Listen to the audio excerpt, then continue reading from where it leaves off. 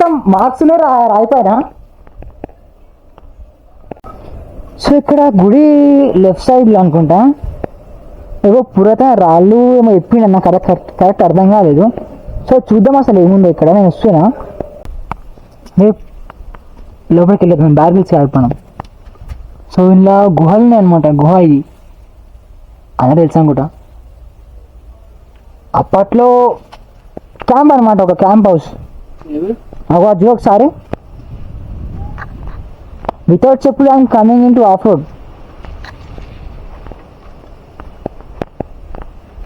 अरे सेम गुना कैसे रहा भाई मंजबल बाइस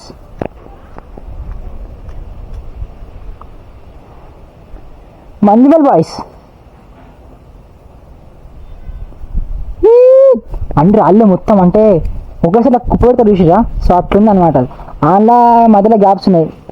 ఇక ఎట్లా అంటే చెప్పలేంత బాగున్నాయి.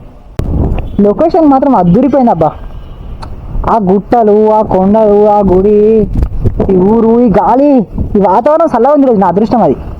బండి ఎక్కువ హీట్ అవుతలేదు.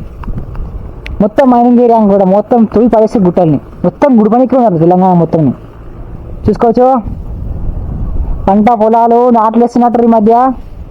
అంటే ఈ వర్షాకాలం కాదు, నాట్లు వేస్తారు. ఎందుకంటే పంటలు వేస్తే మొదలుపోతాయి.